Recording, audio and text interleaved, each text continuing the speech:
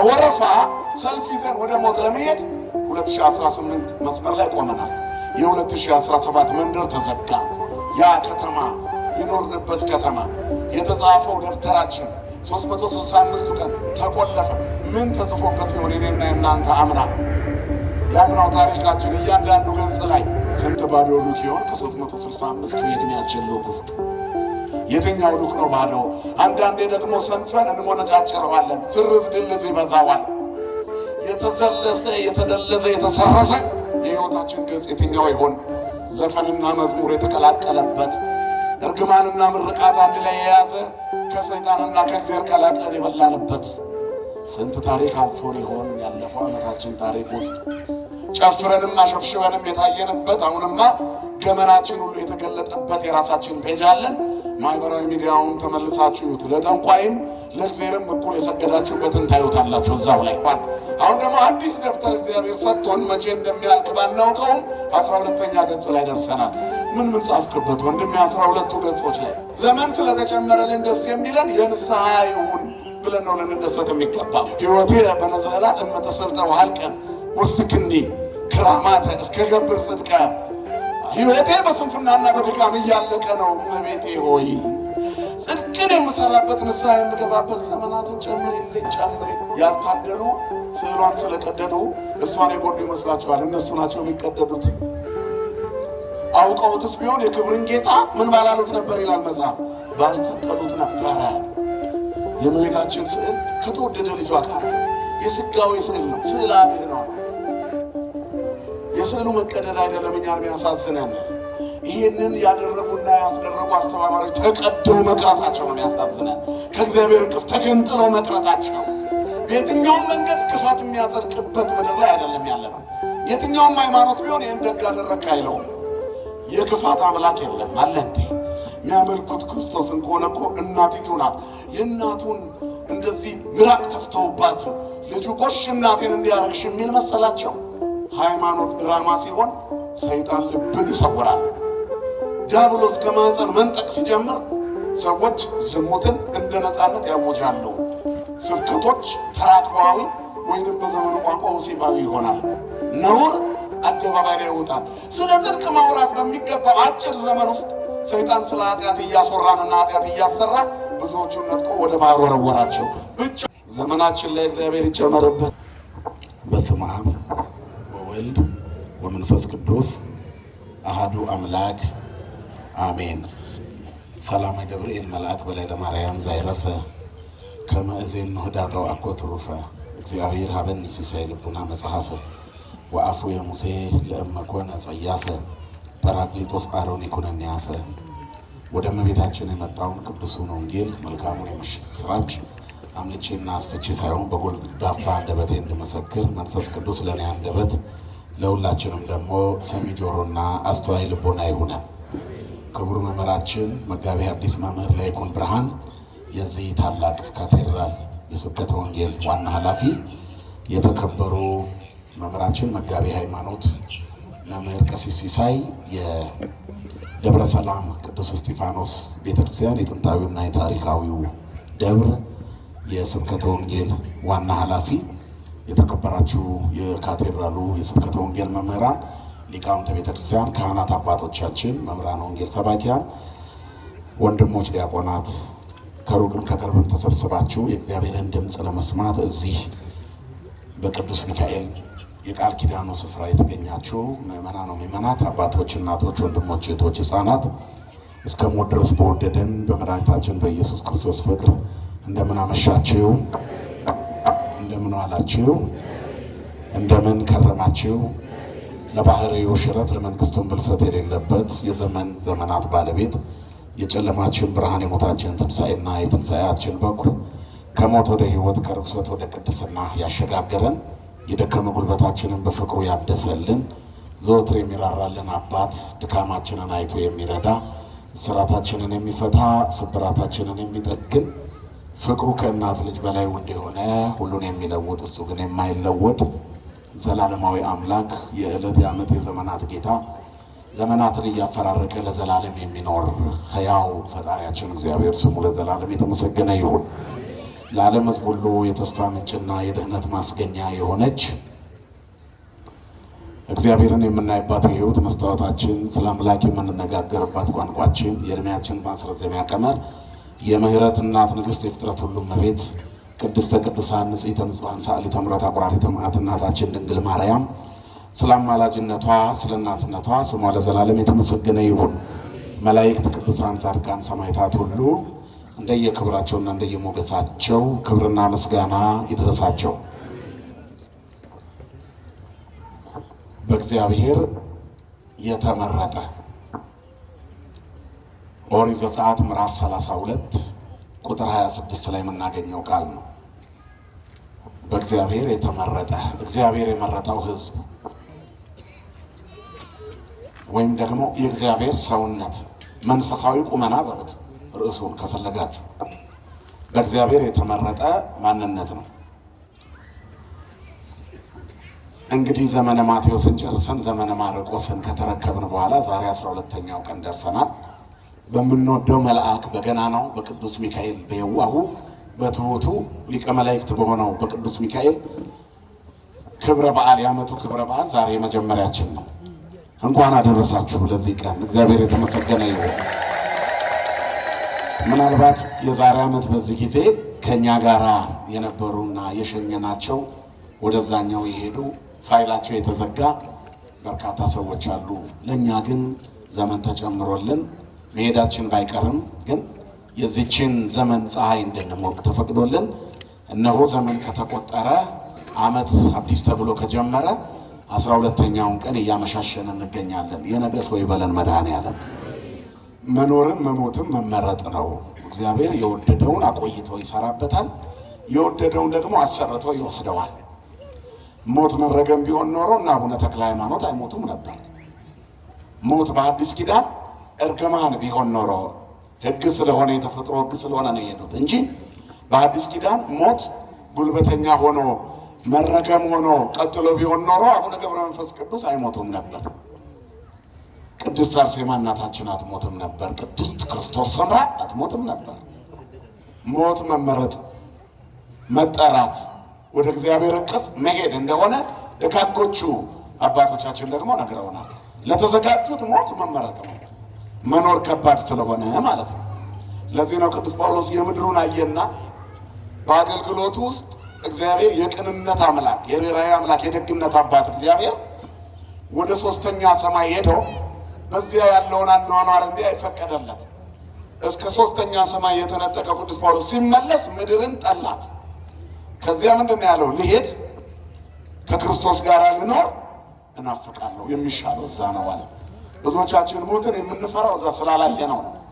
ጻድቁ አቡነ ተክለ ሃይማኖት በምናኔ ሲኖሩ ቆይተው በመጨረሻ የልዑልን መንበር እንዲያጥኑ ህዳር 24 ቀን በላይ ከእስራው አርባዕቱ ከ24ቱ ካህናተ ሰማይ ጋር እንዲያጥኑ ተጠሩ።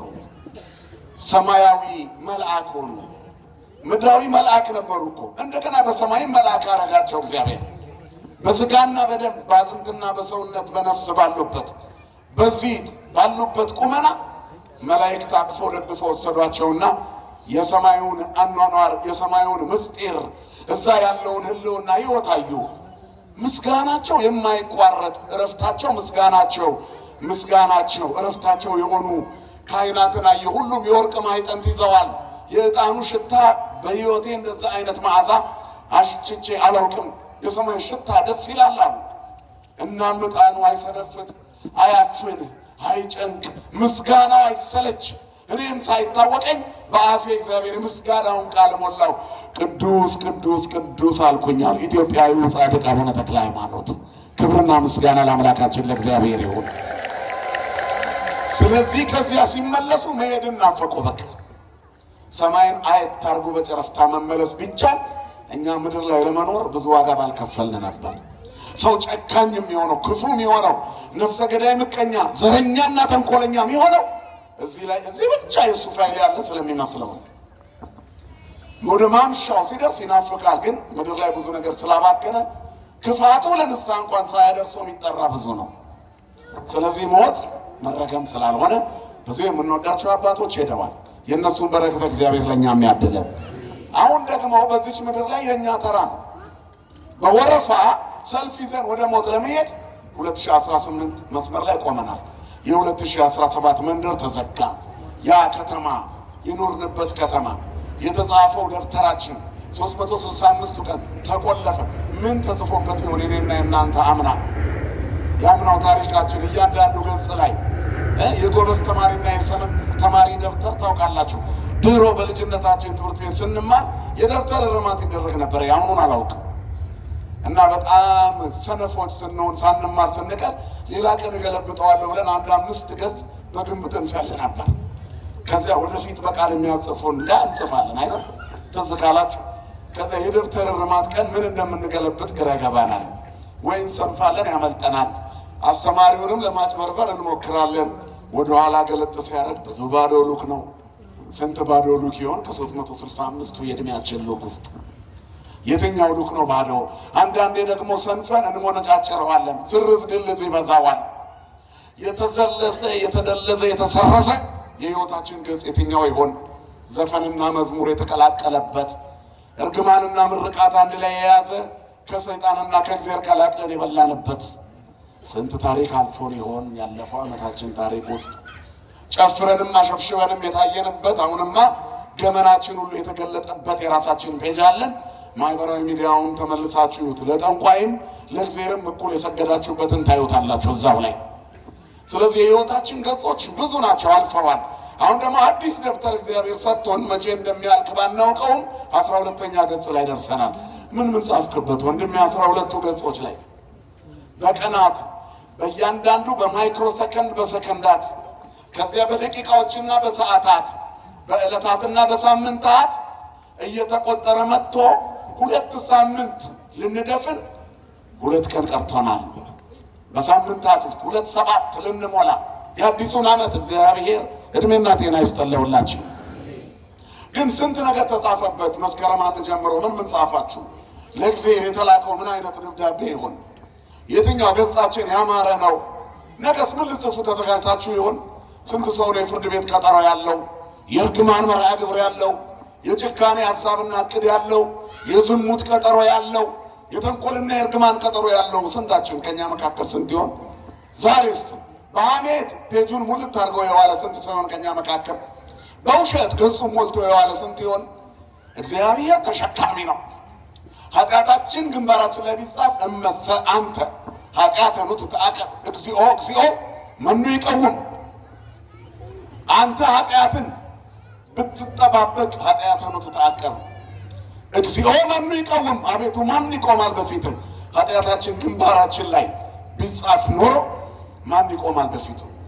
ማን? የሁላችንንም ታሪክ መዳፉ ላይ ያዘው ማለት አንድ አባባል አለ እኮ አባቶቻችን የሚሉት በአባባል ደረጃ ቅዱስ ገብርኤል እግዚአብሔርን እንደው አንድ ጊዜ ዓለምን አንተ እንደምትይዘው በመዳፌ ይዤ ልያት ብሎታል። እኔ እንዳየው እንድታይ ፈቅድልህ ይሆናል፣ እኔ እንዳለፍኩ አይተህ አታልፍምና አልሰጥህም አለው ይላሉ አባቶቻችን። የእግዚአብሔርን ትዕግስት ለማስገንዘብ የተጻፈ ታሪክ ነው የሚል አባባል። እግዚአብሔር ታጋሽ ነው እኮ በጣም ታጋሽ። የህይወታችንን የመጽሐፍ ታሪክ እንደፈለግን ኖረን በምላሳችን ጻድቅ ሆነን ሁሌ እንኖራለን። ሰው በምላስ ቢጸድቅ ቢኖረው ማንም ሲኦል አይገባም። ግን አሁን ምናልባት ሲኦል የተጨናነቀ አይመስለንም በኃጢአታችን ብዛት። ከቅዱሱ መጽሐፍ ሚዛንነት ተነስተን ራሳችንን የት ጋር እናድርገው ብንል ልባችን ይነግረናል። ለገነት የሚስማማ ህይወት ማናችንም የለንም። እግዚአብሔር ግን መሐሪ ነው። መጽሐፍ ሁሉ በድለዋል፣ ኃጢአት ሰርተዋል፣ የእግዚአብሔር ክብር ጎሏቸዋል ይላል። መሐሪው እግዚአብሔር ግን ገመና ሸፋኝ ነው። መሐሪው እግዚአብሔር ግን ይቅር ባይ ነው። ያችን እኮ ሴት በድንጋይ ልትወገር ስትመጣ ንጽሕት ነሽ አላላትም። ሊገድሏት የመጡት ግን የባሰባቸው ናቸውና ንጹሕ ከሆናችሁ ምቷት አላቸው። ዛሬ ቢሆን ንጹሕ ነኝ ብለን ትልቁን ኮብልስቶን የምንጭንባት እኛ ነን። እዛች ሴት ላይ ስትዘሙት አገኘናት ተብላ ፊት ለፊት አንጥተው ጌታ ፊት ምን እናርጋት? በሕጋችን ሙሴ በድንጋይ ትወገር ብሏል፣ አንተ ምን ትላለህ አሉት። ከእናንተ መሃል ንጹሕ የሆነ ይውገራት አለ። ግን ህሊና ነበራቸው ሰዎቹ። በጣም ደስ የሚለው ታሪክ ይሄ ነው። እኛ እኮ ህሊና የለንም። አሁን ፈራጁ የበዛ አይመስላቸው? የሚፈርጅ የሚፈርድ እኮ በዝቷል። ስም የሚሰጥ አቅጣጫ የሚያስቀምጥ ሞልቷል እኮ። የራሱ የህይወት አቅጣጫ የተዛነፈበት መንገዱ የጠፋበት መንፈሳዊ ቁመና የተዛነፈበት የት እንደሚሄድ ግራ የተጋባ ግን መንገድ አሳያለሁ የሚል መንገድ የጠፋበት መፍትሄ ሰጭን የሚል መፍትሄ ያጥ ሰው የበዛበት ዘመን ላይ ያለ ነው። እግዚአብሔር ከዚህ ይሰውረን። አንድ ሰው በህይወቱ ደስተኛ ሆኖ ስለማያውቅ ሐኪም ጋር ሄደ። ሳይካትሪስት ጋር፣ የስነ አእምሮ ሐኪም ጋር በሰለጠነው ዓለም ነው። በእኛ ሀገር የተጨናነቀና የተቸገረ ሰው በሃይማኖት ደረጃ ጥሩ አበንሳ ካለው በቂው ነው። ከሳይካትሪስት በላይ ነው። ትልቁ አእምሮን ዘና የሚያደርግና መንፈስን የሚያረጋጋ ወደ ልብ የሚመልስ ትልቁ የምክር መንገድ ቢኖር መንፈሳዊ ምክር ነው። ምክር ሰናይት ለኩሉ ዘይገብራ ነው። ቀዳሚ ያለ ጥበብ ፈሪሃ እግዚአብሔር። ተጨንቆ የመጣውን ሰው እግዚአብሔርን መፍራት ስታስተምረው የህይወት መስመሩ ከዜሮ እንደሚጀምር ያውቃል። ትላንት የነበረ ታሪክህ እግዚአብሔር ቂመኛ አምላክ አይደለም። ዛሬ ስትጀምር ይሰርዘዋል። አንተ ከህሊና የተነሳ አትረሳውም። ምን ነው እንደው በልጅነታችን ሰርተን የምንጸጸትባቸው ታሪኮች እኮ አሉ። ያ ዘመን ያ ነው ይላል እግዚአብሔር። ንስሐ ከገባሽ በኋላ ይቅር ሲል የሚረሳ አምላክ ነው ያለን። ክብርና ምስጋና ለስሙ ይሁን። ረስቼዋለሁ የሚል እግዚአብሔር ይቅር ባይ አባት ነው። ይቅር ሲል የሚረሳ መርሳት መዘንጋት የባህሪ ሆነ አይደለም፣ ይተወዋል ማለት ነው። ይተወዋል። አንቺ ትላንት እንዲህ ነሽ አይሉ ዘውሩ ተወልደ አይኑ በርቶለት ሲመጣ ያ ዕውር የነበረው ነው እንዴ አሉ ሰዎች በድሮ ታሪኩ ጠሩት።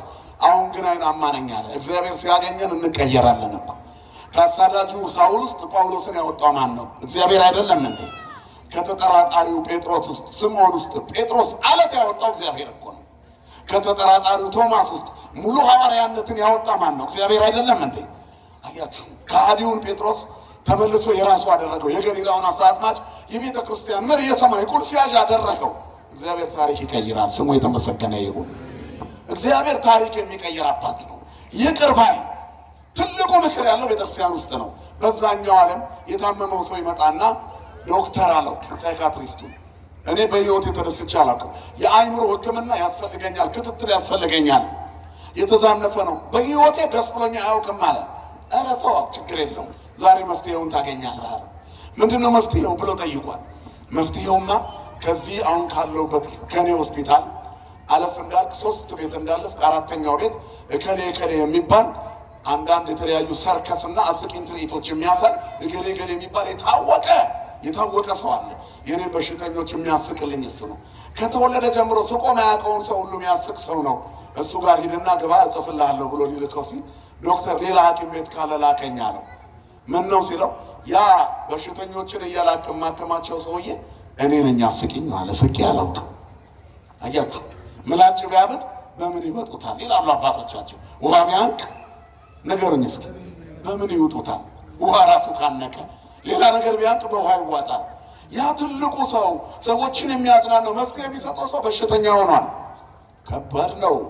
ሐኪም ታሞ ሲቸገር መድኃኒት እጁ ላይ ያለ ለብዙ ፈውስ የሆነ እግዚአብሔር ከዚህ ይሰውረን ሁላችንን። ስለዚህ በብዙ መልኩ አሁን እንደ ውሃ የሚያንቀው እኛም የምናንቅ ሰዎች ሆነናል ነው የምላችሁ። ሐኪም የምንመስል በሽተኞች፣ መፍትሄ የምናሳይ የሚመስል ለራሳችን መፍትሄ ፈላጊዎች፣ በችግር ውስጥ ያለን የሌላውን ችግር የምንፈታ የምንመስል በርካቶቻችን ነን። የሃይማኖት ተቆርቋሪዎች የምንመስል ግን ሃይማኖቷን የምንቆፍራት እኛ ነን እኮ ሳናውቅ። የሚገድሏችሁ ሁሉ እግዚአብሔርን የሚያገለግሉ የሚመስልበት ዘመን ይመጣል። ለአሕዛብ ብቻ መሰላችሁ? ለእኛም ነው። ቄሱንና ጳጳሱን እየረገምን እየሰደብን ቤተ መቅደስ ባዶ እንዲሆን እየሰራን እንደሆነ እንኳን አይገባል። አገልጋዮች ላይ የምናደርገው የንግግርና የስድብ ውርጅብኝና ዶፍ መቅደሱን ባዶ እንደሚያደርገው አናውቅም። እግዚአብሔር የተሸከመውን ካህን አንድ ቀን ስላየነው አናልፈውም። እሱ የዕድሜ ልክ ኃጢአታችንን እኮ ንስሐችንን ሰምቶ ይዞት 60 ስገጂ 100 ስገጂ ብሎ ቀኖና ሰጥቶ ቁረቢ ብሏል። አንድ ቀን ሻይ ሲጠጣ ብታዩ አታልፊውም። በስድብ ስንቧን ጭሮ ነው የምንውለው። አደባባይ ላይ አውጥተን እናሰጠዋለን። የእኛን ገመና ተሸፍኖ የሰው መግለጥ የምንሮጥ ሰዎች ነን። እግዚአብሔር ይቅር ይበለን ሁላችንን። ስለዚህ የምንኖረው በእግዚአብሔር ትከሻ ላይ ነው። የተሸከመን እግዚአብሔር አልደከመውም። እኛ ግን ተሸከሙኝ ያላሉትን ሰዎች እየገፈተርን እየጣልን ነው፣ እኛ ላይ ሳይቀመጡ። እግዚአብሔር ሁላችንንም ከትከሻው ላይ አያወርደን ወገኖቼ።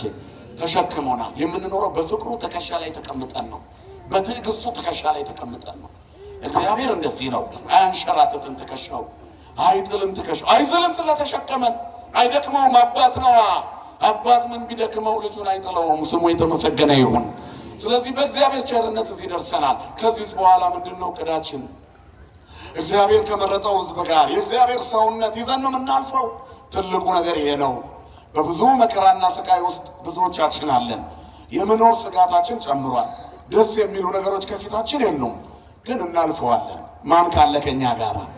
እግዚአብሔር ካለ ነው። ስለዚህ እግዚአብሔር የመረጠው ቁመና ያስፈልጋል።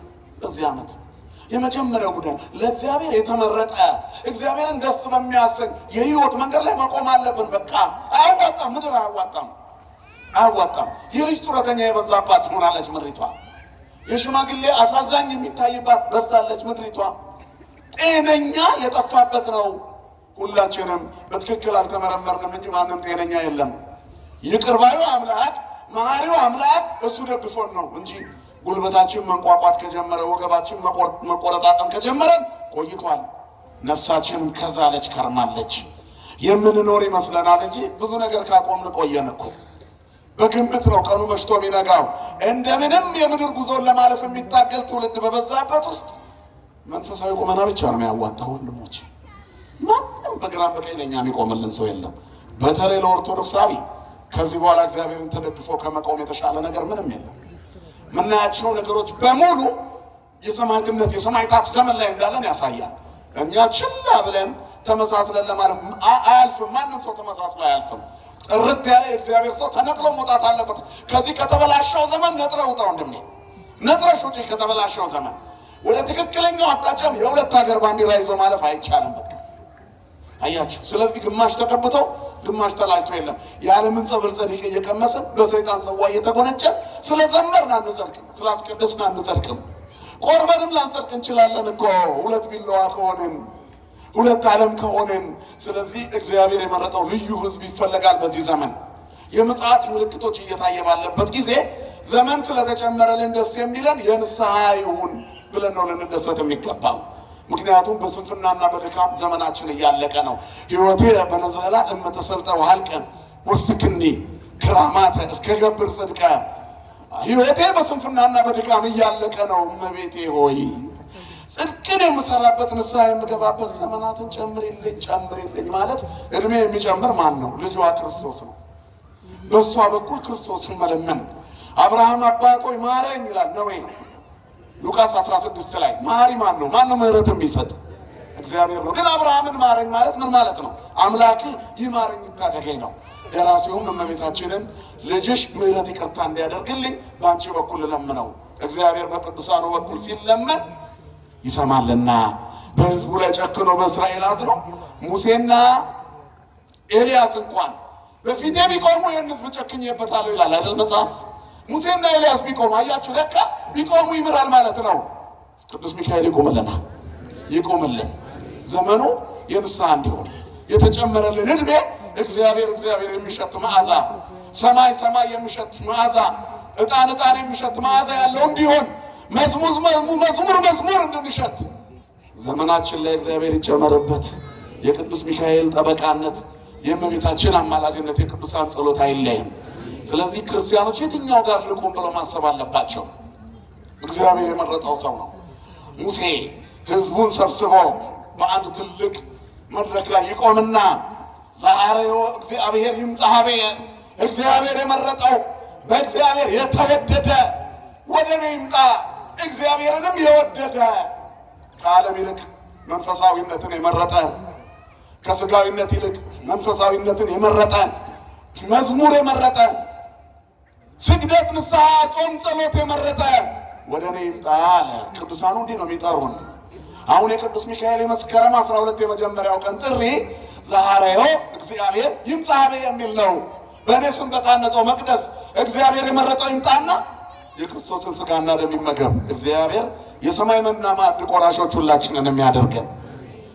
ታሪኩ እንደዚህ ነው። እስራኤል በግብፅ የተንከራተቱበት የመከራ ዘመናቸው በብዙ ጾም ጸሎት፣ በብዙ ሰቆቃ፣ በብዙ ስቃይና መከራ እግዚአብሔር ቸር ስለሆነ መሐሪ ስለሆነ ይቅር ባይ ስለሆነ ደጉን ሙሴ እረኛውን ሙሴ ከኮሬብ ጠርቶ ግብፅን አድቅቆ ኤርትራን አሻግሮ ነፃ አወጣቸው። ከዚያ በኋላ በመንገዳቸው ላይ ሲሄዱ የኖሩበት ግብፅ የተከተላቸው የኖሩት ኑሮ የግብጾች አኗኗር ውስጣቸው ነበረ። ከነዓን መግባት ብቻውን ላያጸድቅ ይችላል። ምክንያቱም ወደ ከነዓን ለመግባት ኤርትራን መሻገር ብቻ ላያጸድቅ ይችላል። ከነዓን መግባት ያስፈልጋል። ስለዚህ ልጅነት ማግኘት መጠመቅ ብቻውን ከአዳም ጀምሮ የመጣውን በደላችንን ቢደመስስልንም የእግዚአብሔር ልጆች ቢያደርገንም የገነቱ ራሶች፣ የክብሩ ቀዳሾች፣ የመንግሥተ ሰማያት ባለቤቶች ግን ብቻውን አያደርገንም። ምክንያቱም መግባት አለብን። መንግሥተ ሰማያት የሚያስገባ በልጅነት ውስጥ እንደገና የመኖር በነፃነት ልንኖር ይላል። ክርስቶስ ነፃነት አወጣን። እንግዲህ ጸንታችሁ ቁሙ፣ ዳግመኛም በባርነት እንዳትያዙ። ግብፅን እያሰቡ ከነዓን መግባት አይቻልም። ሲኦልን እያሰቡ ገነት መግባት አይቻልም። ገሃነመ እሳታዊ ሕይወት እየኖሩ የመንግሥተ ሰማያት ዜጋ መሆን አይቻልም። በምላስ አይጸደቅም። የሚጸደቀው በሕይወት ነው። ክርስትና የሚጣፍጠው ሲተርኩት ብቻ አይደለም፣ ሲኖሩት ነው። የበለጠ በውስጣችን የሚዋሃደው ጣዕሙ ወታይምሩ ከመሄድ እግዚአብሔር እኮ ነው። እግዚአብሔር ቸር እንደሆነ ቀምሳችሁ ይሁት፣ ያን ጊዜ ታውቁታላችሁ። መጽሐፍ ነው የሚለው መዝሙረኛው ዳዊት ይተአየን መልአከ እግዚአብሔር አውዶሙ፣ የእግዚአብሔር መልአክ አለ ለእለ የፈርህዎ ወያድኅኖሙ፣ እግዚአብሔርን በሚፈሩ ሰዎች ዙሪያ ሰፍሮ ያድናቸዋል አለ ሚካኤል። ከዚያ በኋላ ምንድን ያለው? እግዚአብሔር ቸር እንደሆነ ቀምሳችሁ እዩ። በማን? በቅዱስ ሚካኤል ተመርታችሁ እንደ እስራኤላውያን በረሃውን አቋርጧችሁ፣ በቅዱስ ገብርኤል ብስራቱን ሰምታችሁ፣ በቅዱስ ሩፋኤል ጸበሉን ጠጥታችሁ፣ አጻዊ ሕይወት ነውና የገነት በር ተከፍቶላችሁ፣ ጥብቅናው ተቁሞላችሁ፣ ተክለ ሃይማኖታዊ ሕይወት ኖራችሁ፣ ገብረ መንፈስ ቅዱሳዊ ምናኔን ሞክራችሁ እግዚአብሔር ተጨምሮበት የእግዚአብሔርን ቸርነት ቅመሱት። በጾም በጸሎት በመጠቃት በመገፋት በእውነት ተዋህዳዊ ቁመና በመገፋት ውስጥ የእግዚአብሔርን ቸርነት እየቀመስን ነው የምንኖረው። ስለ ስሜ የተጣላችሁ ትሆናላችሁ ለመጽሐፍ አይደል? በቃ ማን ነው የሚጠላው? ኢትዮጵያ ውስጥ መከራ እየተቀበለ ያለው ማን ነው? የሚገፋው ማን ነው? ማን ነው ከፍተኛ አደጋ የሚደርስበት? ቤተክርስቲያኗ ኦርቶዶክስ ተዋሕዶ ብቻ ነው። መጥተው ቋንቋዋ ላይ እንኳን እኮ መዝመት ጀምረዋል። ያልተኬደ ዘመቻ የለም። እማንቱሰ ይትሐጐላ ወአንትሰ ይህ ሁሉ ያልፍና ደግሞ ታሪክ ሆኖ ይነገራል። እግዚአብሔር የተመሰገነ ይሁን። ሁሉ ያልፋል በጊዜው። ስለዚህ የተወደዳቸው የእግዚአብሔር ቤተሰቦች አሁን የእግዚአብሔር ሰው ያልፋል። ይሄ ሁሉ ግርግር ስቦ ካስቀረን ግን ዋጋ የለንም። ስለዚህ እስራኤል ከብዙ ባርነት፣ ከብዙ መከራ፣ ከብዙ ሰቆቃ ከወጡ በኋላ መና እየበሉ የሚኖሩበት የሚጓዙበት በረሃው እንዳይሰለቻቸው፣ የግብፅ ሀሳብ ከውስጣቸው እንዲወጣ፣ አምልኮ ጣዖት እንዳይሰለጥንባቸው እግዚአብሔር ሊታደጋቸው ፈለገ። ስለዚህ ታቦት ያስፈልጋቸው ነበረ። እሱ አድሮበት እነሱን የሚቀድስበት ቀልጦ የተሰራ ምስል እየሰገዱ እንዳያስቸግሩ፣ ለተጠረበ ምስል እንዳይሰግዱ ትእዛዛቱን እየሰራላቸው የተቀረጸ ምስል አትስገዱ እያለ ለእነሱ ደግሞ ታቦት ያዘጋጅ ነበር። ታቦትና ጣዖት ይለያያል። እግዚአብሔር ያዘዘው ታቦት፣ ግብጾች የሚያመልኩት ጣዖት ነው። ስለዚህ ወደ ታቦት ዞረው እግዚአብሔርን እንዲያገኙት ይህን ሕግ ሰራላቸው። በዚህ መካከል ግን ሙሴ ታላቁ መሪያቸው ኢያሱን ይዞ ተራራው ላይ ሲወጣ አሮንን ይህን ሕዝብ አደራ መና ሲወርድ እየበላ ሰንበትን እያከበረ እግዚኦ እግዚኦ እያለ ይቆይ ብሎ አዞት ሄዷል። ሊቀ ካህናቱ አሮን ነው። ተራራው ጫፍ ላይ ወነበቦን ከእግዚአብሔር ጋር 570 ጊዜ ሙሴ ሲነጋገር 40 ቀን ሞላው። ሰው ከባልንጀራ ጋር እንደሚነጋገረው እግዚአብሔር ከሙሴ ጋር እንደ ጓደኛ አናገረው። እግዚአብሔር ሲወድሽ ባልንጀራ ያደርግሻል። እግዚአብሔር ሲወድህ ባልንጀራ ያደርጋል፣ ወዳጅ ያደርጋል። ወዳጅ ለእኛ የቆሰለው ቁስልና የሞተው ሞት ወዳጆቼ ብሎ እንዲጠራን አድርጎታል። እየሞተልን ለሞት ዳርገ ነው ወዳጆቼ እኮ ነው የሚለዋል ዘካርያስ 13 ትንቢተ ዘካርያስ 13 ላይ ቁጥር 6 የተቸነከረ እጆቹ፣ የተወጋ ጎኑን፣ የተበሳ እግሮቹ በደም ተለውሰው ቆስለው ቁስሉን አዩት። ይህ ሁሉ ቁስል ምንድን ነው ብለው ይጠይቁታል ይላል። ይሄማ በወዳጆቼ ቤት የቆሰልኩት በጣም ልብ የሚነካ ቃል ነው። በወዳጆቼ ቤት እስከ መስቀል ሞት ዳርገህ ወዳጄ ይላል። ሞቶልህ ለመገረፉ፣ ለመደብደቡ፣ ምራቅ እሱ ላይ ለመተፋቱ፣ በመቃናቱን ለመመታቱ፣ አይኑን ታስሮ ለመጎተቱ፣ 14 ጊዜ ለመውደቁ፣ እርጥብ መስቀል ተሸክሞ በቆሰለ ትከሻው ታላቁን የቀራንዮ ተራራ መውጣቱን ይህን ሁሉ ስለ ወዳጆቼ አደረግኩት አለ። ይህ ሁሉ ምክንያት ሆነን ወዳጅ አለን። ክብርና ምስጋና ይድረሰው። ምን አለን እኛ? የኛ ቁመና ከእግዚአብሔር የፍቅር ስጦታ ጋር ሲነጻጸር ኢምንት ነው። የተወደዳችሁ የእግዚአብሔር ቤተሰቦች እግዚአብሔር ፍቅር ነው የሚለው ቃል 3 ፊደል ብቻ አይደለም። ፍቅር የሚለው ቃል እኛ እየኖርነው እንዳለው አይነት ኑሮ አይደለም። በፍቅር ትንታኔ እግዚአብሔር ለኛ ሁሉንም ነው። ለሚወደው ይህን ያህል ይቀርባል። ሙሴን ወዶት ነበርና ያውም በዘመነ ጥንተ አብሶ በዚያ ዘመን ገና አዳም ወድቆ የአዳም ልጆች ሁሉ ሲሞቱ ሲኦል በሚገቡበት ጊዜ ሙሴን ግን ይወደው ነበረ። ባሪያዬ ሙሴ በመካከላችሁ ነቢይ ቢኖር በራእይ ነው የምገለጥለት፣ ወይንም በህልም በራእይ አናግረዋለሁ። ሙሴ እንደዚህ እኮ አይደለም አላቸው። ከኔ ጋር ፊት ለፊት ይነጋገራል፣ ሙሴ የእግዚአብሔርን ፊት ያያል አለ። ክብርና ምስጋና ይድረሰው። ፊቱን ለሚወዱት የሚያሳይ እግዚአብሔር። እንዲህ ድረስ እግዚአብሔር ሙሴን ወዶታል። የእግዚአብሔርን ፊት ያያል ሙሴ። እግዚአብሔርን የሚያይ ማን አለ? ለእግዚአብሔር አልቦ ዘርእዮ ነው አይደል? እግዚአብሔርን ያየው አንድስ እንኳን የለም። ሙሴ ግን የእግዚአብሔርን ፊት ያለው ራሱ እግዚአብሔር ነው። ምክንያቱም ቸርነቱ ርኅራኄው በእግዚአብሔር በሙሴ ፊት ይመሰገን ነበር። እግዚአብሔር እንደ ፀሐይ አብርቶ ይወርድ ነበር። ድምፁን ስለሰማ በምስክሩ ታቦት ፊት ቆሞ ስላናገረው የደመና አምዱን ስላየ እግዚአብሔርን ፊት አየ ተባለ። እንደ ሙሴ አንጸባራቂ ነቢይ የለም። ማን ይበልጠዋል ከእመቤታችን በቀር? እመቤታችን የሙሴን ፊት አብርቶ ተገልበብለነ ሙሴ ተሸፈንልን ተሸፈንልን ይሉት ነበር እስራኤል። ያንን ታላቁን ብርሃን ድንግል ማርያም እናታችን በማኅፀኗ ይዘዋለች። ስሟ ለዘላለም የተመሰገነ ይሁን። ማንም የማይነጥቃት ክብር መጽሐፍ ቅዱስ ውስጥ አለ። ያልታደሉ ስዕሏን ስለቀደዱ እሷን የጎዱ ይመስላችኋል? እነሱ ናቸው የሚቀደዱት። አውቀውትስ ቢሆን የክብርን ጌታ ምን ባላሉት ነበር ይላል መጽሐፍ፣ ባልሰቀሉት ነበረ። የእመቤታችን ስዕል ከተወደደ ልጇ ጋር ነው። የስጋዊ ስዕል ነው። ስዕል አድኅኖ ነው። የስዕሉ መቀደድ አይደለም እኛን የሚያሳዝነን። ይህንን ያደረጉና ያስደረጉ አስተባባሪዎች ተቀደው መቅረታቸው ነው የሚያሳዝነን። ከእግዚአብሔር እቅፍ ተገንጥለው መቅረታቸው። በየትኛውም መንገድ ክፋት የሚያጸድቅበት ምድር ላይ አይደለም ያለ ነው። የትኛውም ሃይማኖት ቢሆን ይህን ደግ አደረግክ አይለውም። የክፋት አምላክ የለም አለ እንዴ? የሚያመልኩት ክርስቶስን ከሆነ እኮ እናቲቱ ናት። የእናቱን እንደዚህ ምራቅ ተፍተውባት ልጁ ጎሽ እናቴን እንዲያረግሽ የሚል መሰላቸው። ሃይማኖት ድራማ ሲሆን ሰይጣን ልብን ይሰውራል። ዲያብሎስ ከማህፀን መንጠቅ ሲጀምር ሰዎች ዝሙትን እንደ ነፃነት ያውጃሉ። ስብከቶች ተራክባዊ ወይንም በዘመኑ ቋንቋ ወሲባዊ ይሆናሉ። ነውር አደባባይ ላይ ይወጣል።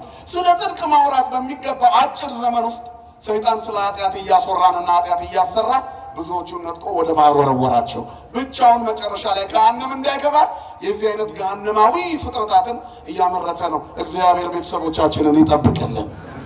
ስለዚህ እግዚአብሔር ፍቅሩ ከሚነገረው በላይ ነው። በቋንቋ የሚገለጥ አይደለም። ታጋሽ አምላክ ስለሆነ ነው አሁን ያለንበት ደረጃ እንጂ እግዚአብሔር ለሁሉ ወዳጅ ነው። ወዳጅ ነው እግዚአብሔር። ይህንን ሁሉ መከራ፣ ይህንን ሁሉ ስቃይ፣ ይህንን ሁሉ የመስቀል ሞትን ታግሶ የሞተላትን ጌታ ረስታ እሱ ያለበት እናቱ ያለችበትን ስዕል እየቀደዱ ጽድቅ አለ ብላችሁ ታስባላችሁ? በየትኛውም ሎጂክ አያዋጣም። ኦርቶዶክሳዊ ተዋሕዶ ቤተክርስቲያን ቆፍጣና ልጆች ነው ያሏት። በየትኛውም መንገድ አይፈቀድም። እኛ እንኳን እንድንሳደብ ይፈቀዳል? ንገሩኝ እስኪ። አንድ ሼክ ሙስሊም ሆኖ እዚህ ቢመጣና ቢጠመቅ አሁን እዚህ ጋር ለምስክርነት የሼክ ልብስ ቢለብስ ትፈቅዱለታላችሁ? እንኳን እኛ እናንተም አትፈቅዱ። ከወጣ በኋላ ምን አስለበሰው? የለቀቀውን ማሊያ ቡድን ማሊያ እንደገና ለብሶ መውጣት እኮ በራሱ ሌላ ስራ ያስቀጣላል። በዓለሙ የጠላት ልብስ መልበስ ይቻላል? ንገሩኝ እስኪ። አይቻልም። ካወለቀ ነው። እኛ ቤት እንዲህ የለም። እዚህ ቤት ከፕሮቴስታንት ከመጣ ከረባቱን ያወልቃል፣ ነጠላ ይለብሳል። ያው ዩኒፎርሙ እሱ ነው ብዬ ነው፣ ይቅርታ ይደረግልኝ። ከሙስሊም ከመጣ ሂጃቡን፣ ይህንን ኮፍያውን፣ ቆቡን፣ የእስልምና ቆቡን ያወልቃል። ምክንያቱም ያ ሃይማኖት በዚያ የተከበረ ነው፣ ራሱን የጠበቀ። እዚህ ሲመጣ ነጠላ ይለብሳል። ነበርኩ እያልን ማስታወቂያ አንሰራም እኛ። የመጣው ለራሱ ነው። ቤተክርስቲያን በማስታወቂያ አትበዛም። ክብርና ምስጋና ለአምላካችን ይሁን። የተመሰረተችው በክርስቶስ ደም ነው። ግን ከለቀቁ ቤተክርስቲያኗን ከረሷት ከ40 ዓመት በኋላ ቀሚስና ቆብ እየለበሱ ቲክቶክ ላይ የሚወጡ ሰዎች አሉ፣ ፓስተሮች። የንግድ ቦታ እንደሆነ የሚታየው ይሄ ነው። አያችሁ፣ ከ40 ዓመት በኋላ ሼክ ከተባሉ በኋላ ቀሚስና ቆብ ለብሰው ማስታወቂያ የሚሰሩ ሙስሊሞች አሉ። ንግድ ሲሆን ሃይማኖት ንጽህና ሲሆን የእግዚአብሔርን ፍቅር አይቶ መቅረት ነው።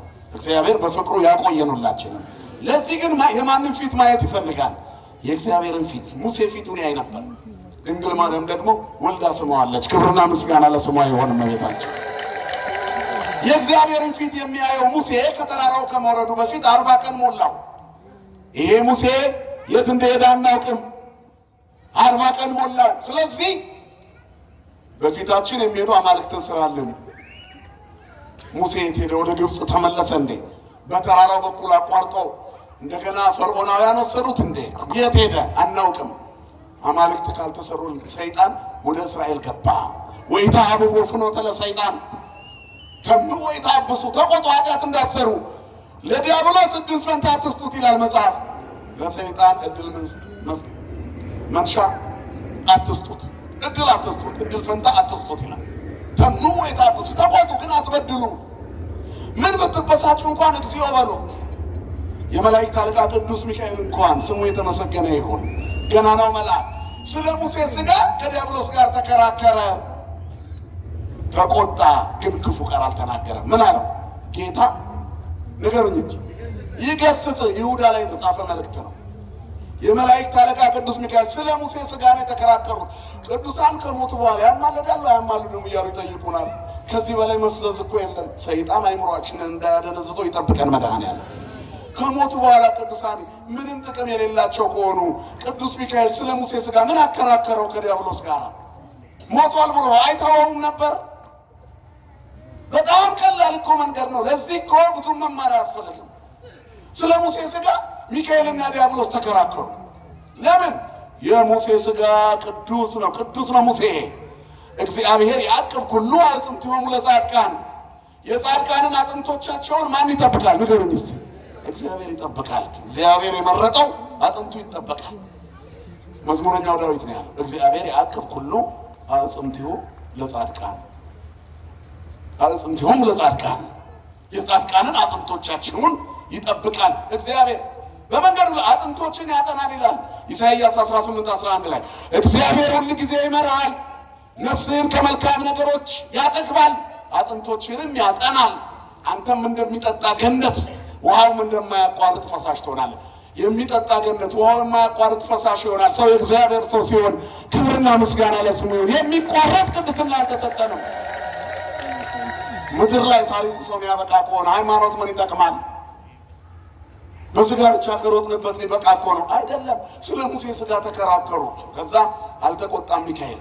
የዲያብሎስ ንግግር እውቀት የጎደለው ክፋት የተሞላው ተንኮል የበዛበት እንደሆነ ጥመት ያለው እንደሆነ ሲያይ ምን ብሎ ገሰጸው? እግዚአብሔር ጌታ ይገስጽሃል። አሁንም በክፋት መንገድ የሚመጡትን ጌታ ይገስጽልን፣ መድኃኔዓለም ይገስጽልን። በዚህ ልክ ነው ሙሴ፣ በዚህ ልክ የከበረ የእግዚአብሔር ሰው ነው። ሚካኤል ከሞተ በኋላ የሚከራከርለት፣ ከተቀበረ በኋላ የሚከራከርለት ነው ሙሴ። ህዝቡን እየመራ የመጣው ሙሴ ግን የት እንደሄደ አናውቅም። ጣዖት ካላመለክን አሉ እስራኤል። ሰይጣን ወደ ልቡ ሲገባ ሰው ወረተኛ ይሆናል። በዚህ ዓለም ላይ ትልቁ የሰይጣን ነገር ወረት ነው። ፍቅርን አቀዝቅዞ ጥላቻን ወልዶ መለያየትን አምጥቶ እስከ መገዳደል የሚያደርሰው ወረት ነው። መድኃኔዓለም ከወረት ይጠብቃል። ወረተኛው የእስራኤል ህዝብ 40 ቀን ቆያሉ። መና እያወረደ የሚመግባቸውን፣ ባህር ከፍሎ ያሻገራቸውን፣ ጠላቶቻቸውን እጁን ሲዘረጋ የሚገድልላቸውን፣ መንገዳቸውን እየጠረገ የሚመራቸውን ጠንካራውን ሙሴ፣ ክቡደ መሥዋዕት የሆነውን ሙሴ፣ ብርቱውን ሙሴ፣ እጁን ዘርግቶ የሚውለውን፣ ደከም ሲል አሮንና ኢያሱ የሚደግፉት የነበረ እስራኤል፣ ሙሴ እጁን ሲያወርድ እስራኤል ይሸነፍ ነበረ ይላል። ከጠላት ጋር ሲዋጉ በመንገድ ላይ በጉዞአቸው ላይ መሰናክል ሲገጥማቸው ሙሴ እጁን ሲዘረጋ እስራኤል ያሸንፍ ነበር።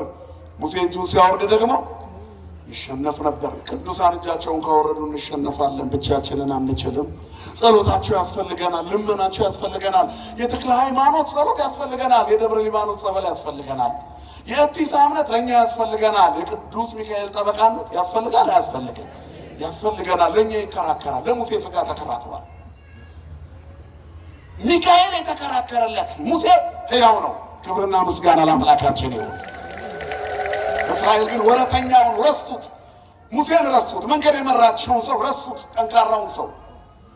ከዚያ በኋላ ከየት እንደሄደ አናውቅም፣ በፊታችን የሚሄዱ አማልክት ይሰራልናል።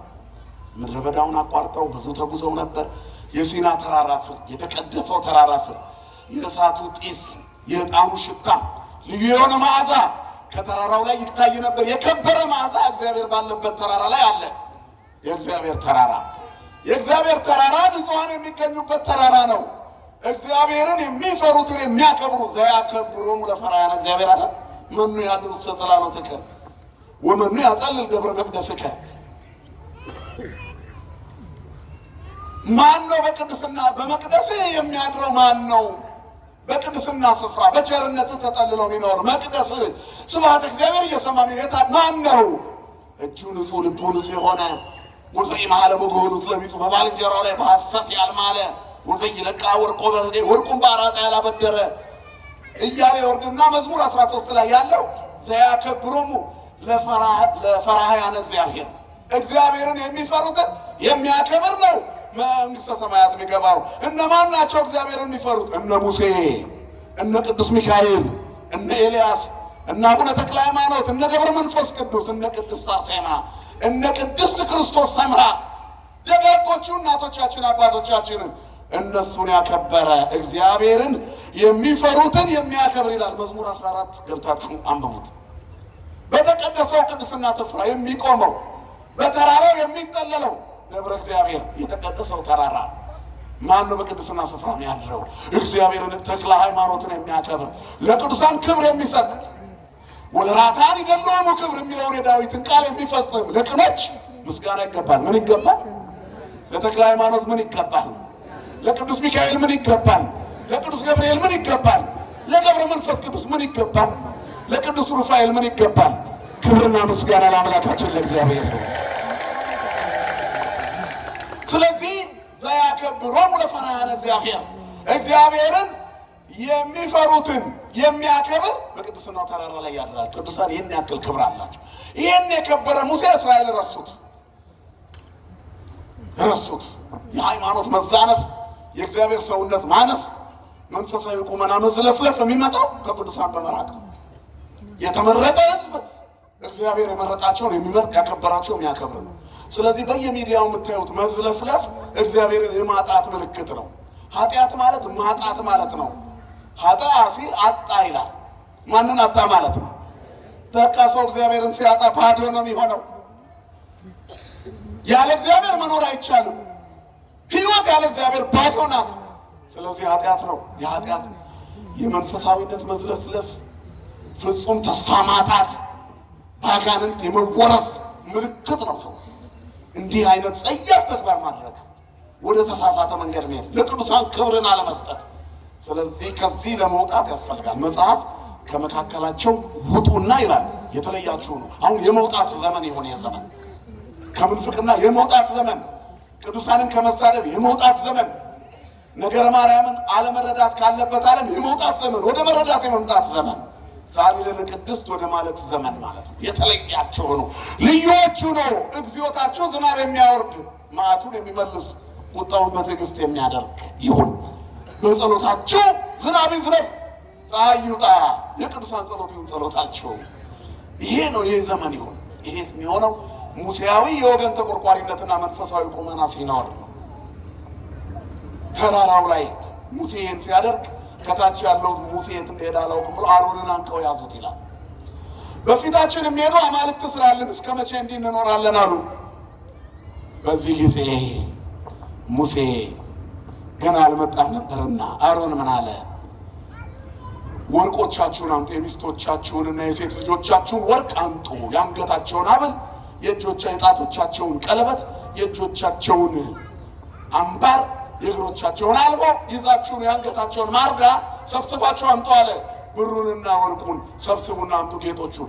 እስራኤል በጌጣቸው ስስታም ነበሩና ከግብፅ በወጡ ጊዜ የልፋታችሁ ዋጋ ነው፣ ደሞዛችሁ ነው፣ የምትችሉትን ያዙ ተብለው ይዘው የወጡት ነውና መንገድ ላይ አላመረቱ፣ ወርቅ አላነጠሩ፣ ቅርሳቸው የቀራቸው እሱ ነውና አያመጡትም ብሎ ነው።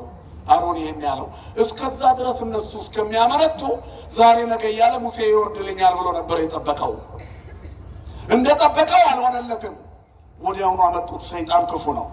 አንዳንድ ጊዜ ለምግብ ስትጠይቁት ምንም የማይሰጣችሁ ሰው አለ።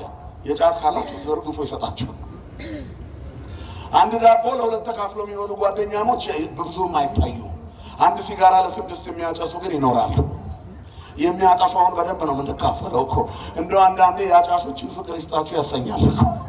በሲጋራ በኩል ሲሆን በዳቦ በኩል ብናደርገው ቢቀየር ሱስ ነውና ቁርዋን ያጨሷታል ለ6 እየሳቡ ተላላፊን በሽታ ቢኖር አንድ ግርጫት ቅንጥለው የጀበና የሲኒ ብለው እንደምንም ቆርጥመዋት ተወስብሰው ሌላ ፍለጋ ሄዳሉ በጋራ። በጫት አይጨከንም ምን ቢወደድ፣ በሲጋራ አይጨከንም። ለምን? ክፉ ነገር ቶሎ መዳረስ አለበታ። ሰይጣኑም ለዚህ የሚሆን ብር ያመጣል። ወርቃችሁን አምጡ ሲባል ለጣዖት ሲሆን ይሻሉ፣ ለተቸገረ ቢሆን አይሰጡም እስራኤል በፍጹም። አንዳንድ ጊዜ ቸግሮ አንዳንድ ትልልቅ ሰዎች አንዳንዴ ቸግሯቸው እንደው የድሮ ጓደኛቸው ጋር ሄደው ሊያገኙት ይችላል። እንዴ ከመጣማ አትሄድም አንድ ሁለት በልብለው ቁጭ ያደርጉታል። ሰውየው ከነጋ ያልቆረጠመውን ሰውዬ ውሃ ያልጠጣውን ሰውዬ እንደው ለልጆቼ ጉሮሮ አበድረኝ ሊል ቁጭ ሲል በይሉኝታ ደረቁን ያጠጡታል። ጥይት የሆነውን መጠጥ ሁለቱን እንደወሰደ ሰውነቱን ይስታል። ድህነቱን ለጊዜው ሊረሳ ይችላል። እቤት ግን ሀፍረቱንም ድፍረቱንም ቀላቅሎ ይገባና ረስቷቸው የተኛል። ጠዋት በሽተኛ ይሆናል። የሄደው ለሌላ ነገር ነው። እንዲህ አይነት ሰው እኛ ጋር ሲመጣ ይህንን አንዳደርግ ማስተዋል ይስጠን መድኃኔዓለም። አይችልም ማጨጓራው፣ ለራሱ ዳቦ አልቆረጠመም፣ ለልጆቹ የሆነ ነገር ሊጠይቅ ነው የመጣው። እኛ ግን ያለንበት ቦታ ከጮማ በኋላ ይዘነው ከቆሎ በኋላ የማይጠጣውን ሰተነው ሰውየውን ገለን እንመልሰዋለን። ገንዘብን ብንሰጠው ይዞ አይገባም። በሰላም የሚገባውን በእግዚአብሔር ቸርነት ነው። ለክፉ ነገር ውስኪ ያወርዱለታል። ያ ሰውዬ ሞቅ ብሎ ትንሽ አብሯቸው የመጣሁት እኮ ገንዘብ ልጠይቅ ነበር፣ ትንሽ ቸገረኝ፣ ይቺን ወር በጣም በፈተና ውስጥ ነው ያለሁት እና እንደው ደግሞ ሲመጣ ቀስ ብዬ እከፍልሃለሁ ብሎ ስጠይቀው ኧረ ምንም የለኝም ዝም ብሎ እስኪውን ጠጣ። 100 ብር የጠየቀውን ሰውዬ የሚብሎት የ10 ሺህ ብር እስኪ ግቶ ጉበቱን አጥቁሮ ይመልሰዋል። ሰይጣን ክፉ ነው። ለክፉ ነገር ጋባዥ ብዙ ነው። የማይጠቅመውን ይግቱናል። ዓለም እንደዚህ ነው። የሚጠቅመውን ይነጥቀናል። ቅሚያ ላይ ነው ያለው። ዓለም ዘረፋ ላይ ነች። ለዚህ እኮ ነው ዲያብሎስ ከህፃናት ጀምሮ ማሰልጠን የሚጀምረው። ከማህፀን መዋረስ ጀምሯል። ይሄን ታውቃላችሁ። ሰይጣን ከማህፀን የመዋረሱ ምልክት ዝሙት ከአንደኛ ክፍል ጀምሮ ነው ሳየኖርኩት የሚል ትውልድ ካየ የት ጋር ነው የሚሰለጥነው? እግዚአብሔር የእናቶችን ማህፀን ይጠብቅልን። ማርያም ማርያም ማርያም በሉ፣ ግድ የላችሁ። ውዳሴ ማርያም ድገሙ እናቶች። የምትወልዷቸው ልጆች እንደ መጥምቁ ዮሐንስ እንዲሆኑ፣ እንደ አቡነ ተክለ ሃይማኖት እንዲሆኑ፣ እንደ ቅዱስ ቂርቆስ እንዲሆኑ፣ እንደ ቅድስት ክርስቶስ ሰምራ እንዲሆኑ እግዚአብሔር ልጆቻችንን ቅዱሳን ያደርግልን። እየተዋረሰ ዲያብሎስ አስቸግሯል። ለምን? ለክፉ ነገር ብቻ የሚሰነዘር እጅ ስለበዛ ስለተጨካከነም ለመጥፎ ነገር ይዘረጋል። አያመጡትም። በወርቅ ይወዳሉ ብሎ ያሰበው አሮን አንድ አሰበው አልሆነም። ሰይጣኑ ቶሎ አምጡ አላቸው። ከጠየቁት በላይ ሰብስበው ሰጡት። ዝም ብሎ የጥጃ ምስል ቀልጦ የተሰራ አደረገና በእሳት ለብልቦ እሱ ቀልጦ እንዲሄድ ፈልጎ ነው። ቢወረውረው ያማረ ያብረቀረቀ የላም ቅርጽ ይዞ ብቅ። ከዚያ በኋላ የነገ የእግዚአብሔር በዓል ነው አለ። ታላቁ እግዚአብሔር በአንድ ጥጃ ቅርጽ በላም ቅርጽ ተቀየረ። ሰይጣን ሲያሰክረን እንደዚህ ነው። እኩያው ከእግዚአብሔር ጋር እኩያ ያደርገናል። አንዳንድ ነገሮችን ከሌላ ቤት ስትሰሙ እግዚአብሔር በጣም የተደፈረበት ሆኖ ይታያል። እኛ እኮ ልዩነታችን በስዕለ ማርያም ብቻ አይምሰላችሁ። ስዕለ ማርያሙ ላይ ጌታ እኮ አለ። መነሻችን ጌታም ነው። ስሙ ለዘላለም የተመሰገነ ይሁን። የተቤዠን አምላክ ብቻውን ተአምራት የሚያደርግ ዘገብረ አብየ ወመንክረ ባሕቲቱ እያልን የምንዘምርለት ብቻውን ታላላቅ ተአምራት ያደረገ አዳምን በራሱ ዘገብሮ ለአዳም በዘዚአሁ አርአያው አምሳል እያልን የምናዜምለት ቅዱስ ቅዱስ ቅዱስ የምንለው እግዚአብሔር መች በደረጃው ተመለከ በዚች ምድር ላይ። ወደ ሌላው ሳንገባ በነገረ ክርስቶስ ውስጥ መች ተግባባን? ጥጃ አቁሞ እግዚአብሔር ነው እንደማለት ያለ ኪሳራ የት አለ? መጥቶ በመስቀል ላይ የዋለውን ጌታ አማላጅ ነው ከማለት በላይ ኪሳራ የት አለ? ስለ ትህትና ወርዶ ደሙን ስላፈሰሰ እኩያ አድርጎ ማሰብ፣ የማይገቡ ቃላቶችን ጽርፈቶችን በእግዚአብሔር ላይ በክርስቶስ ላይ እንደ መናገር ያለ ስህተት የት አለ? ደካሞችና ደፋሮችና ኩሮዎች ሆነው ኃይልና ስልጣን ያላቸውን እንኳን ሲሳደቡ አይንቀጠቀጡም ይላል። ምን አይነት ስልጣን? መለኮታዊ ስልጣን። ቅዱሳኑን ሙልጭ አድርጎ ሰድበው ገምግሞ ክርስቶስን እኩያ ያደረገ ትውልድ ላይ ነው ያለ ነው። ልብ ይስጠን መድኃኔዓለም። ስለዚህ እግዚአብሔር የመረጠው ሕዝብ ያስፈልጋል። ከዚህ የወጣ ትሁት ሕዝብ፣ መድኃኔዓለምን የሚፈራ ሕዝብ፣ ቅዳሴ የሚያስቀድስ ሕዝብ፣ የሚቆርብ ሥጋው ደግሞ የሚቀበል ሕዝብ፣ ልጆቹን በሰንበት መቅደስ ሳያስነካ የማይውል ሕዝብ ያስፈልገዋል እግዚአብሔር። የተመረጠ ልዩ ሕዝብ። ስለዚህ እነዛ ሁሉ መስገድ ጀመሩ። የመስዋዕት ቀን ነው አለ አሮን። ከዛም በኋላ የሚሰማው ዘፈን ተሰማ እየወረደ። ከመውረዱ በፊት እግዚአብሔር ሕዝብህ ትቶኛል አለው። ሕዝቤ ሕዝቤ ሕዝቤ ሲል ነበረ በሙሴ አፍ ለፈርዖን ሕዝቤን ልቀቅ ይላል እግዚአብሔር ብሎት የለ። የእግዚአብሔር ሕዝብ ነበር እስራኤል የሚባለው። ልክ ፊቱን ወደ ጣዖት ሲመልስ ሕዝብህ አለው ለሙሴ። አሁን አንተ የምትመራው ሕዝብ ከእኔ ወጥቷል። እንዲህ ከመባል ይሰውረን መድኃኔዓለም። ሙሴ ግን ደግ ሰው ነው፣ ቅዱስ ነው። ቅዱሳን የምንወዳቸው ለዚህ ነው። ያንተ ያልሆነ ለእኔ መቼ ይሆናል? እኔም ትቼዋለሁ እንደፈለግህ አድርገው አላለም ሙሴ። የቅድስናን ጥግ ይሁ እግዚአብሔርም ጨካኝ ሆኖ አላለም። ይሄን ቃል ህዝቡ ላይ በጣም ስላዘነ ነው። ሩሩህ አባት ነው። ግን የሙሴንም ልብ ያውቃልና የሙሴን ደግነት አርአያ ላይ ያደርግ። ልጅ በጣም ሲረብሽ ባልና ሚስቶች ምን ይባባላሉ? እባክሽ ይሄ ልጅሽን እኮ እዛ መንገድ ላይ እንዲህ ሲያደርግ አየሁት ይላታል። ጥሩ አድርጎ ከመጣ በትምህርቱ ጎበዝ ከሆነ ግን ልጅሽ ይላታል። ጎበዝ የኔ አንበሳ ልጄ። ሲያጠፋ ልጅሽ፣ ሲያለማ ልጄ። አያችሁ፣ እግዚአብሔር ይህንን ነው ያደረገው። በጣም ሲጠፉበት ህዝብ አለው አይመጥነውም አለ እግዚአብሔር። ለእግዚአብሔር የሚመጥን ልጅነት ይስጠኑላችንን። ልጅነታችን እግዚአብሔርን የሚመጥነው እግዚአብሔር በእኛ አምላካቸው ሊባል አያፍርባቸውም ይሌለ መጽሐፍ። እግዚአብሔር አምላካቸው ሊባል የማያፍርባቸው ህዝቦች መሆን አለባቸው። ኦርቶዶክሳውያን በመንፈሳዊ ጥባት ሞትን ባለመፍራት የሚመጣውን በመጋፈጥ በክርስትና አቋም አንድ ሆነው በመኖር ሰማይ ሰማይ በማየት የዕጣኑን መዓዛ በመናፈቅ ክርስቶስን የሚያይ መንፈሳዊ ቁመና ያስፈልገናል። ዝም ብሎ ደርሶ መሄድ ምንም ጥቅም የለውም። አሁን ደርሰን የምንሄድበት አይደለም። እንኳን ደረስ መለስ ብለን እንዲሁም ሰይጣኑ እየፈለገን ነው።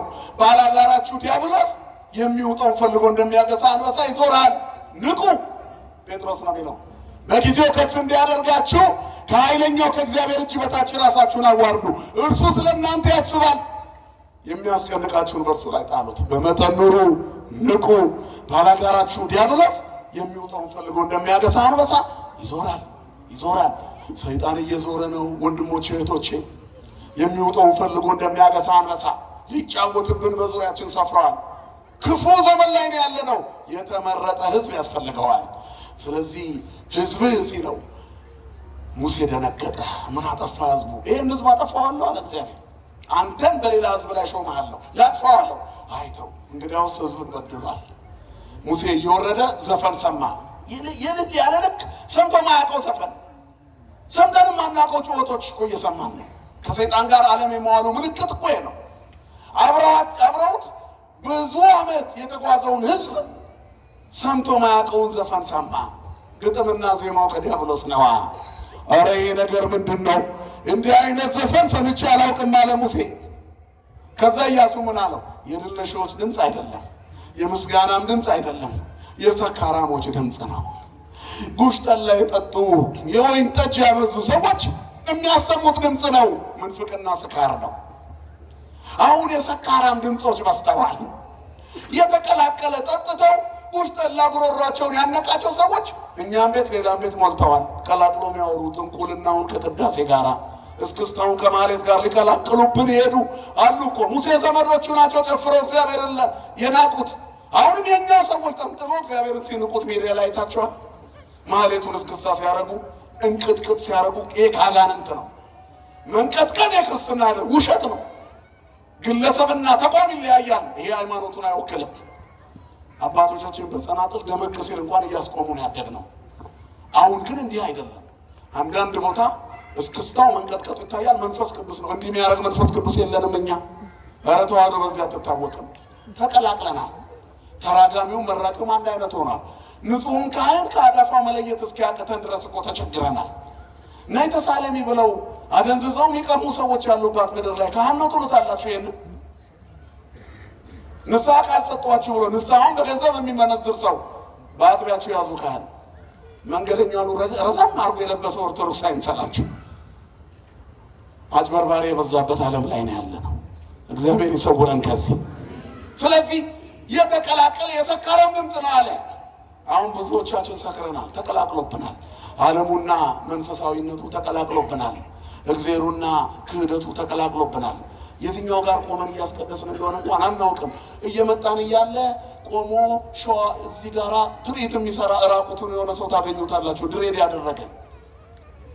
ከዛ ራሱን እየገረፈ የቤተክርስቲያኑ አጥር ላይ እሪ ሲል ልታስቀድስ እኮ ነው የመጣው፣ እዛው ትቆማለህ። የታባታችሁ እነዚህ ቄሶች ያጠጣል፣ ይሄ ነው ጻድቅ ትላለህ። ራሱን ሲገርፍ ቆሞ እንደማየት ያለ ጭካኔ የለም እኮ።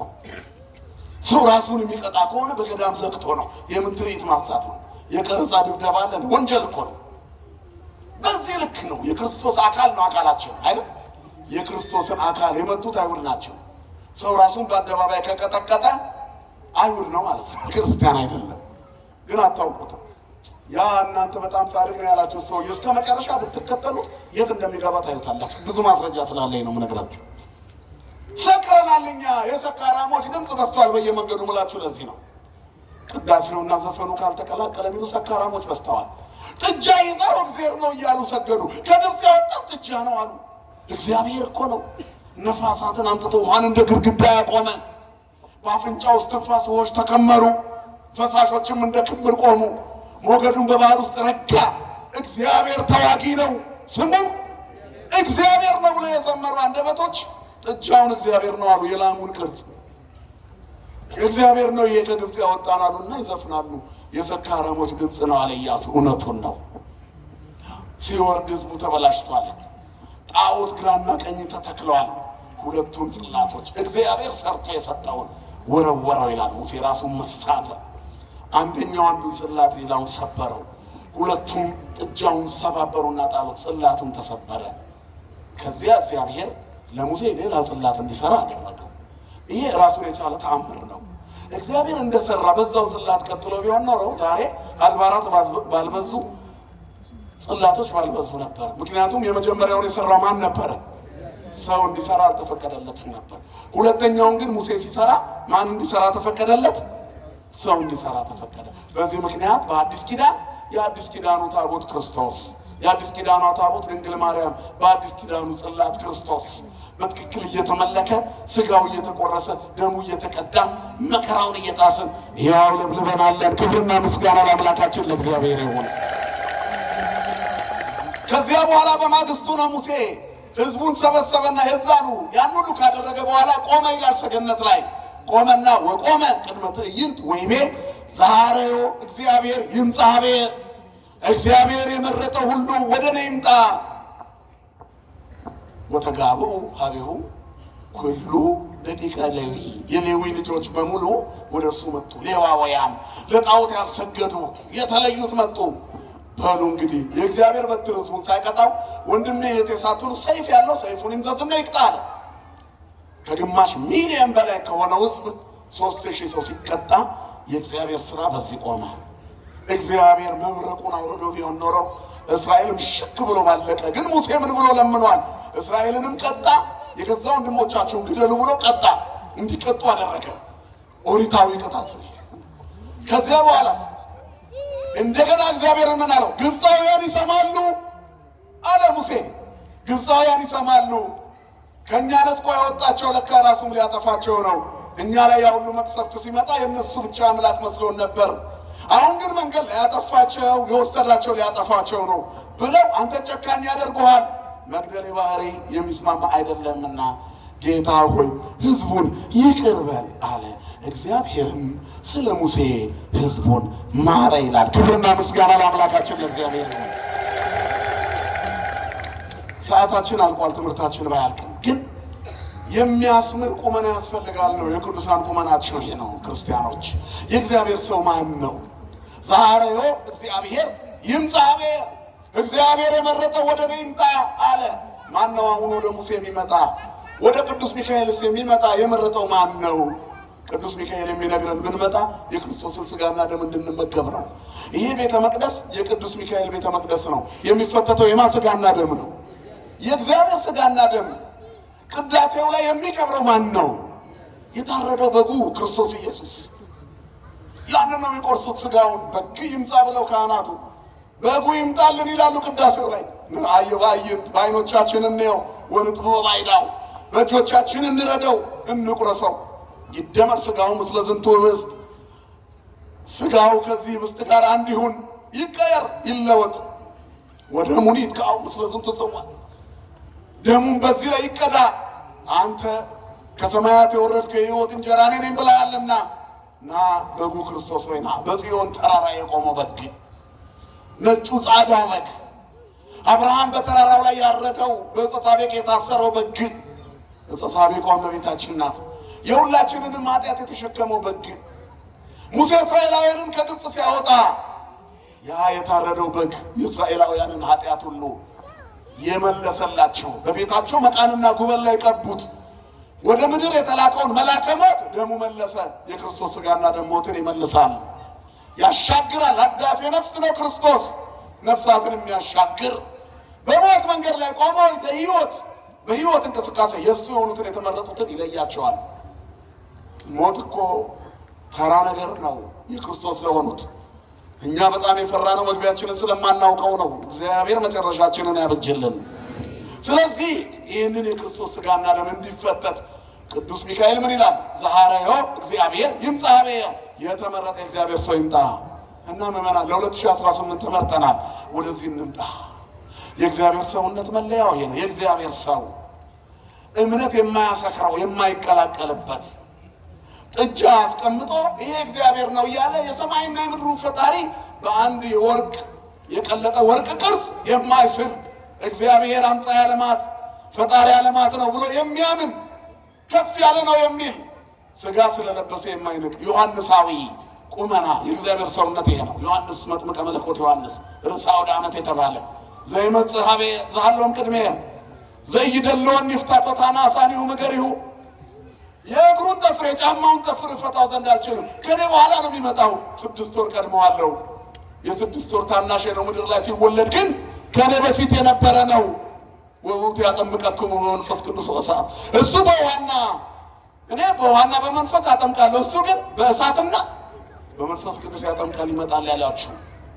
ከዚያ በኋላ ታስሮ የመሰከረለትን ሰምታችኋል።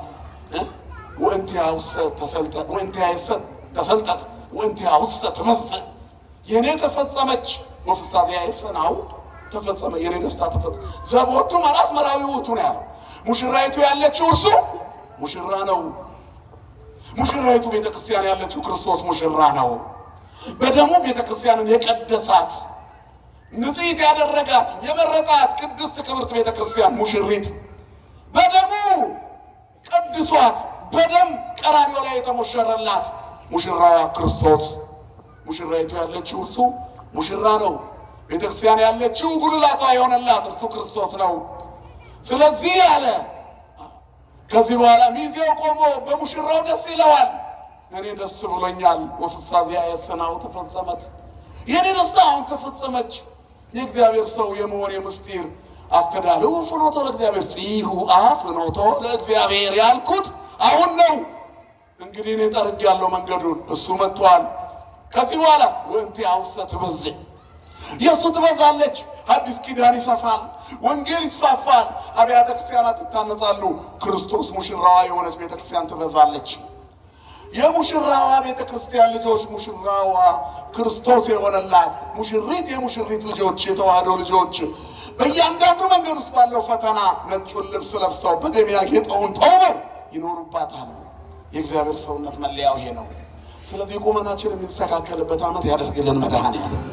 የእግዚአብሔር ሰው የተመረጠ ይምጣ የሚለውን አሜን ብለን የምንሰማበት ያደርግልን። አሁን የመለወጥ ዓመት ይሆን በቃ ተጨምር። ድንገት ነው እኮ ጓደኛን ሸኝተው የለ አንተና አሁን ተረኛው ስትሄድ በይባቤ መላእክት በሰማይ በዝማሬ የሚቀበልህ ኃይል ሊኖር ያስፈልጋል። ስትሄጂ በሰማይ በዝማሬ የሚቀበልሽ ኃይል ያስፈልጋል። ያኔ እንከብራለን።